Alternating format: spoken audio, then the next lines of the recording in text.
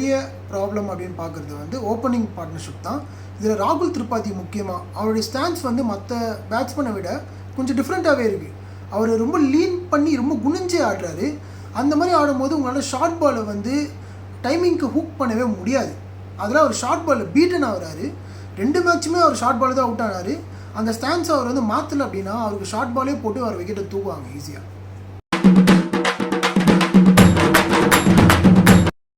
Okay, இப்போ second point என்ன அப்படின்னா நம்மளுடைய middle order batting.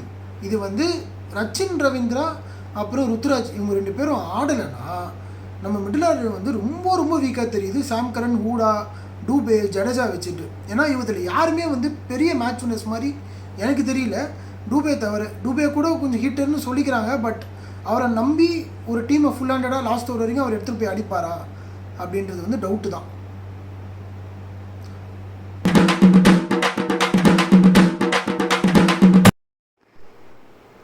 Third point வந்து நம்ம தலை தோனியோட பேட்டிங் ஆர்டர். அதாவது லாஸ்ட் மேட்ச்சில் பார்த்தீங்கன்னா நம்பர் 9 வந்து ஆடுறாரு. தோனிக்கு முன்னாடி அஸ்வின் வந்து ஆடுறாரு. இது என்ன ஸ்ட்ராட்டஜி, இது என்ன இதுன்னே புரியல எனக்கு. ஏன்னா உங்கள் டீமில் பெஸ்ட்டு ஹிட்டர் அப்படின்னு சொல்கிற அளவுக்கு ஒரு பேட்ஸ்மேனை நீங்கள் ஏன் நம்பர் 9 வந்து இறக்குறீங்கன்றது எனக்கு சுத்தமாக புரியல. தோனி ஆடக்கூடிய ஆர்டர் வந்து நம்பர் 5. அதாவது ஜடேஜாவுக்கு முன்னாடியே தோனி வந்து ஆடலாம். தோனிக்கு அப்புறமா ஜடேஜா வந்தால் கரெக்டாக இருக்குன்றது என்னுடைய இது. ஏன்னா மிடில் ஆர்டர் கொஞ்சம் பேலன்ஸ் ஆகும். தோனி வந்து நம்பர் 5 ஆடினா.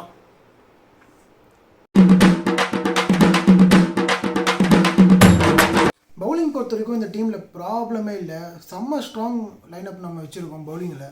நூர் அகமதாக இருக்கட்டும், ஜடேஜாவாக இருக்கட்டும், அஸ்வினாக இருக்கட்டும், பத்திரனாவாக இருக்கட்டும், கலீல் அகமதாக இருக்கட்டும், நல்லாவே பவுலிங் போடுறாங்க. பட் நம்மளுடைய ஃபீல்டிங்குமே வந்து ரொம்ப கொஞ்சம் ஸ்டாண்டர்டுக்கு கம்மியாக தான் இருக்குது. லாஸ்ட் மேட்ச்சில் நிறைய ட்ராப் கேச்சஸ் நம்ம விட்டுரும். ரொம்ப ஈஸியான கேச்சஸ்லாம் நம்ம விட்டுரும். ஃபீல்டிங் வந்து கொஞ்சம் நல்லாவே எக்ஸ்போஸ் ஆகுறாங்க நம்ம வீக்னஸ்க்காக. So bowling okay, batting and fielding கொஞ்சம் இம்ப்ரூவ் பண்ணணும் கண்டிப்பாக மிடில் ஆர்டரில்.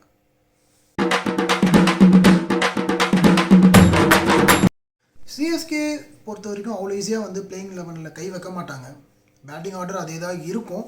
பட் இருந்தாலும் எனக்கு தெரிஞ்சு கான்வே உள்ளே வரலாம். அவர் ஏன் உள்ளே வர மாட்டாருன்னு தெரியல. இன்ஜுரியா இல்லை என்ன கன்சர்ன் தெரியல. கண்டிப்பாக ரச்சின் அண்ட் கான்வே ஓப்பனிங், ருத்து 1 டவுன் கரெக்டாக இருக்கும். சாம் கரன் பதிலாக கான்வே, தீபக் கூட பதிலாக விஜய் சங்கர் ஆடலாம்.